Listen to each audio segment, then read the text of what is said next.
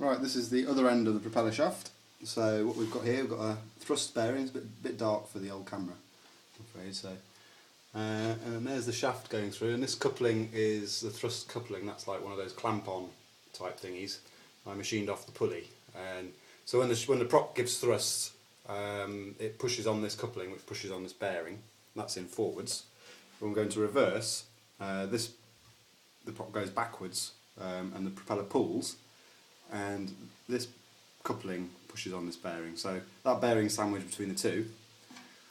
And back here we've got a stern gland and associated gubbins. I haven't put I've got the wrong size gland packing. Couldn't get the bastard in there, so that's having to wait. But yeah, that's where our rope packing will go. Another little greaser at the back there, a little grease nipple, just there somewhere. Yeah, so that's the business end. So that's basically, oh yeah, and this 6-bolt flange, mate of mine, Roland, made. That couples up to a car rear-wheel drive CV joint drive shaft off a Ford Granada. So basically there's a flexible coupling there, constant velocity joint, and then another one, and then, oh dear, back here will be the engine and gearbox. So that's the engine room. I've got a nice floor that goes in here, the panels for which are inside. There they are at the back there. Oh, that's nice and light in there, that's good. So this is the inside, complete mess at the moment. Got portholes to fit, there's a wood burner, lots of windows. They're all sitting on subframes which are bolted to the steelwork. Oh, if I can get in. And the roof was quite a mission, so if I point the camera up here, you can see the layers of the roof.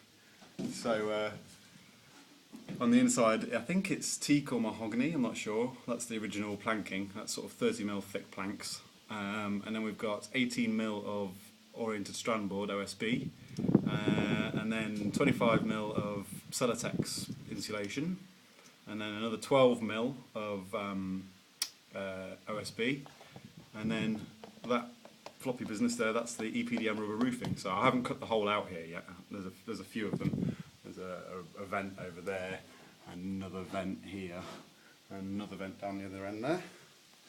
We've got a stainless water tank. What is it? I think it's 500 litres. I'm not sure. Or 100 gallons or something. I can't remember. And we've got this whole section at the front here, this sort of triangular business. That's all new. So there used to be a wooden deck across this part, and we've raised the roof quite a bit. So this is all new. And we've got a hatch. Let's see if the camera can. I'm just experimenting with this camera a little bit. It's got my new phone, so it's. Yeah, so that's the insides. Complete tip. I'm going to have to tidy up. And then up here, alright, this is back into the wheelhouse, so above the engine room down there, well, engine hole down there. This is a new steel wheelhouse. So I built this out of, it's 3mm steel and mostly angle iron and some flat bar.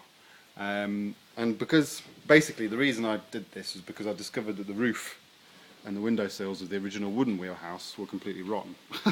So I had to tear it all down, and I built it out of pre-blasted steel because I didn't want to have to sandblast all over again at the boat and get everything covered in sandblasting grit again, and I'll tidy it all up again.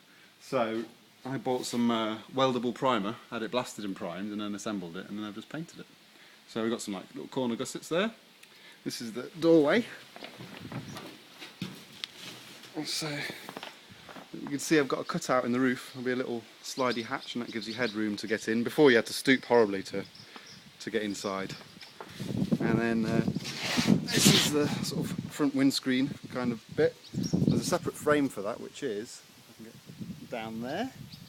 That's the window frame for the front windscreen. That bolts in and screws down through the rubber roofing. So they're not totally weathertight. I've got a big tarp covering up the wheelhouse at the moment.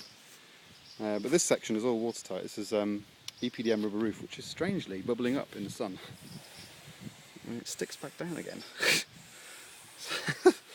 So I'm hoping it's not like a constant feature, but it is pretty newly laid, so maybe it'll settle down, I don't know. Fingers crossed. Yeah, so this triangular section, that's the new bit. And that's how we got the water tank in. That's all constructed out of timber and ply and what have you. It's all painted on the outside. There you go, lovely. Windows as well. I've still got a lot of masking tape on them. They need one more coat of paint. They're essentially fitted and done. Mooring bits, they're all on. Lovely. Right, and then this is a stainless trim. So when I spoke to the EPDM roofing guy, he said that the trouble that they get in domestic applications is when the edge, sort of the outside edge of the rubber, isn't properly retained. So he said if there's anything you can do to make sure it stays on, you know, definitely want to take care of that. So this is just some stainless steel strip and some like really nice little round-headed flathead screws that are just there to pin down the edge. And underneath it's got a bead of Worth Bond and Seal, which I've used a lot of. It's a really good sealant. Oh yeah, I should probably mention these things as well. So this one's a bit of a mess, but basically where you have to cut to the rubber to make it form shapes, there's a different kind of tape that's like really stretchy rubber, and you can kind of form that, but it's tell you what, it's a bit of a learning curve. So this one was a mess. That one over there is not bad. Not bad at all. I'm quite pleased with this one. That's not too bad. It's worked out pretty good. And as you see the shite that dribbles out of them, it works as a gutter. Yes, that's the rubber roof. And yeah, glorious sunshine. It's today. It's amazing. Right, that's it.